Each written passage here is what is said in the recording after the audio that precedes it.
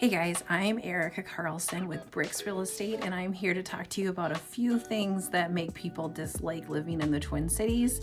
And as a lifelong Minnesotan, I mean, with very few exceptions of like not actually having a Minnesota address, I think that I can be quite honest here and share a few things that come to mind.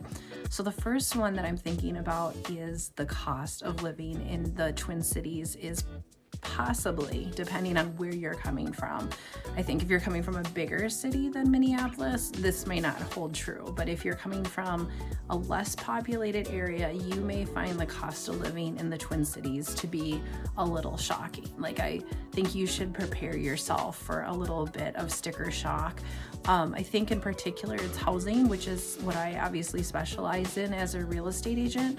So I've just noticed like a lot of people seem a little taken back by like the size of house in particular. I don't typically think like it changes in like, we'll say niceness, like if that's a word, but I would say it's like square footage, where somebody was able to have a larger home than if they come here, they tend to have to sort of do a downsizing. And I think that can be rather surprising for a lot of people. And it's always hard to know how to like comfort somebody through that idea. But I think if you know up front that you may be buying less for your dollar than you would in another city, I think that that's a good thing to prepare yourself for. We'll say that.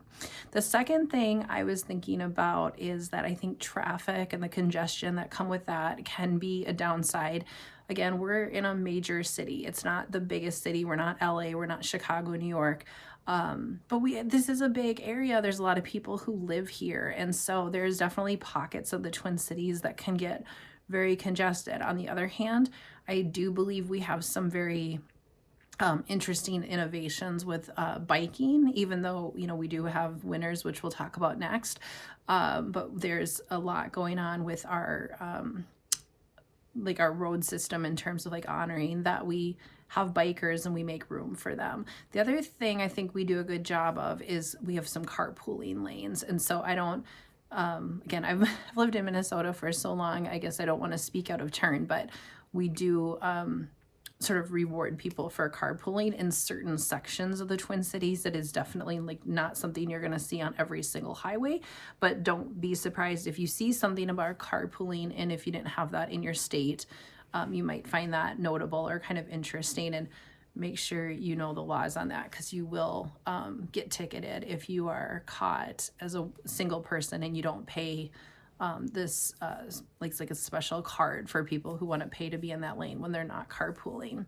So the third thing, of course, is the weather, right? I mean, there's the one thing I know for sure is when I look at the different parts of the world, the United States, everybody has something. So there isn't a lot of like true paradise, like where I'm not going to be able to be near tornadoes or hurricanes or something. So we don't have everything, and we definitely don't have a lot of big bugs. Like, I would say that's definitely a perk of living in the north.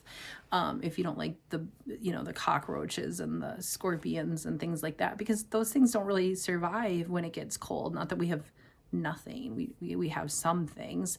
I always think we have like a lot of like flying insects, which are not my favorite. But on the other hand, we have a lot of months of winter. So so the cold like shuts everything down for the most part, other than a couple of house spiders.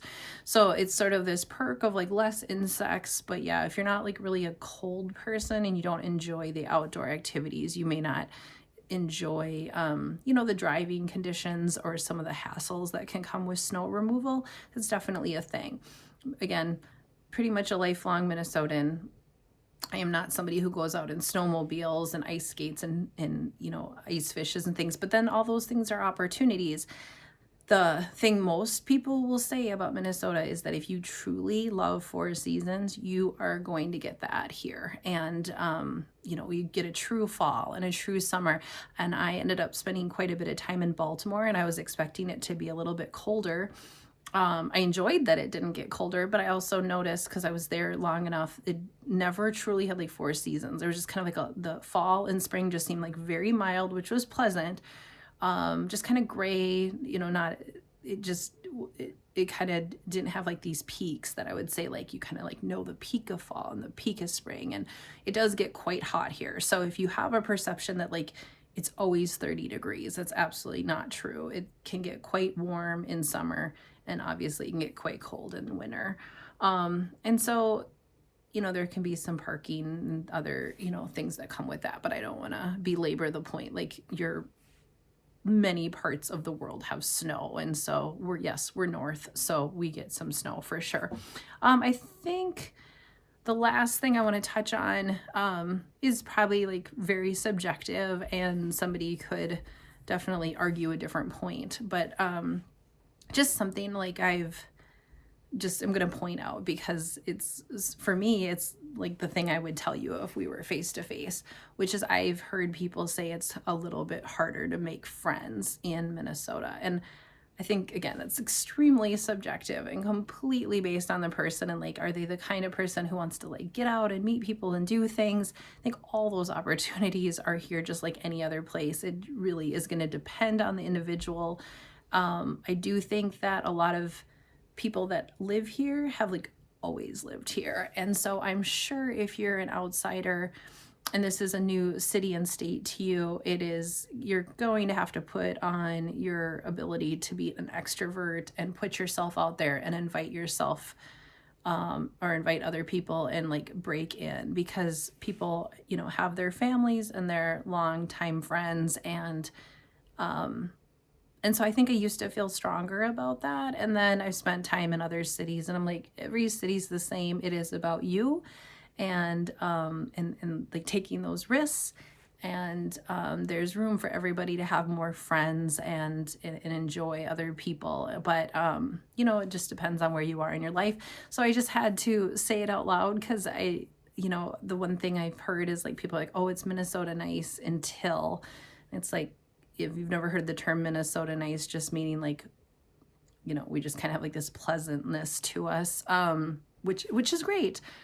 Obviously not always true. There's always a chance there's a rude person, or that you'll find yourself in an uncomfortable situation. I myself have never had any issues like personally, and I hate to put that on video because I just feel like something bad is going to happen to me tomorrow, but you know, I hear people say like how dangerous it is and things like that. Metropolitan cities have crime, safety, you know, it's just like there's no such thing as safe. So that's like a whole nother topic. But I think in total, like I'm almost 45, and I think I probably lived here almost all of those years. And so if you do want to talk to somebody about moving to Minnesota, I'd be happy to talk to you about finding a house and my personal experiences. And I grew up on the West Metro, and I've worked in St. Paul, but I really am like a West Metro girl. So thank you for sticking with me to the end. If you have any other real estate questions or questions about the Twin Cities, I'd love to be a resource to you. Have a great day. Thanks.